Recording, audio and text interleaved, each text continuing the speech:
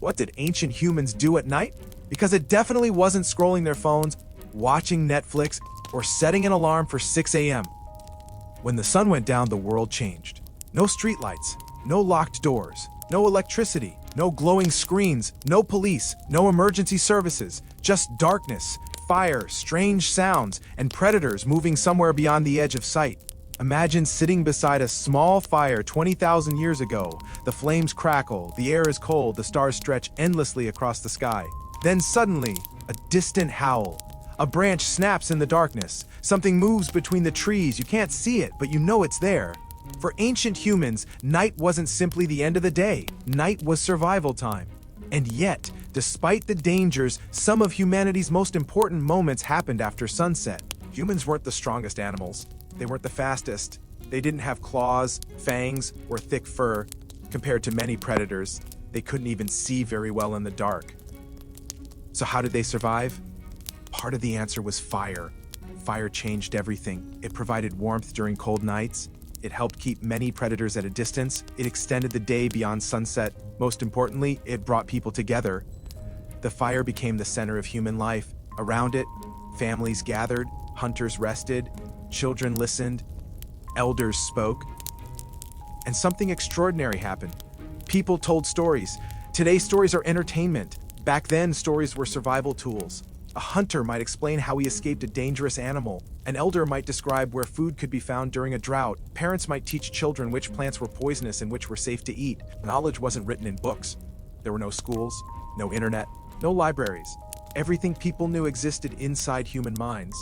And stories were how that knowledge survived. Anthropologists studying modern hunter-gatherer societies have found that storytelling often contains practical lessons, social rules, and survival information.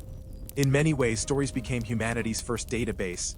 Every generation inherited the experiences of the one before it, and that may have been one of the greatest advantages humans ever developed. But storytelling wasn't the only thing happening at night. Ancient people also repaired tools and weapons.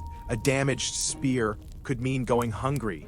A broken knife could make daily life much harder. So while some people rested, others sharpened stone blades, repaired equipment, and prepared for the next day's challenges. Others cared for children, prepared food, or simply recovered from exhausting days spent hunting, gathering, and traveling. But here's something even more surprising. Ancient humans may not have slept the way most of us do today. Many researchers believe that before artificial lighting became common, segmented sleep was more normal than uninterrupted sleep. Historical records from pre-industrial societies describe people sleeping for several hours, waking naturally during the night, staying awake for a period of time, and then returning to sleep. Some scientists believe similar patterns may have existed much earlier in human history, although we can't know for certain. If that's true, waking up in the middle of the night might not be a modern sleep problem at all. It might be an ancient habit hiding inside a modern world. And then there was the sky. Ancient humans lived beneath a night sky that most people today will never truly see. Without light pollution, the stars were breathtaking. The Milky Way stretched across the heavens like a glowing river. Thousands upon thousands of stars filled the darkness. For ancient people, the sky wasn't hidden behind city lights. It was part of everyday life. People watched it, wondered about it, navigated by it, created stories about it.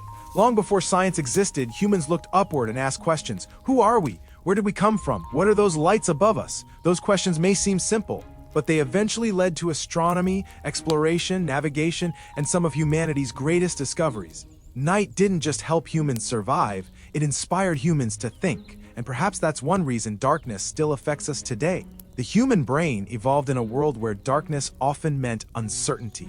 Every sound mattered. Every movement mattered.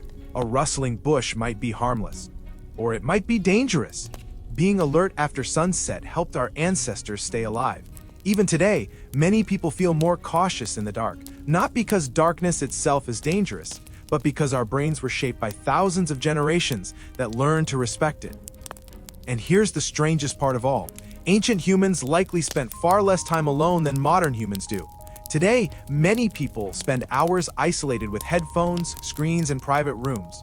For most of human history, that would have been unusual. Life happened together. People worked together, ate together, traveled together, slept near one another, gathered around the same fire. The loneliness that many people experience today may be one of the most unfamiliar experiences in all of human history. So what did ancient humans do at night? They gathered around fires, they shared stories, they taught their children, they repaired tools, they watched for danger, they studied the stars, they wondered about the world.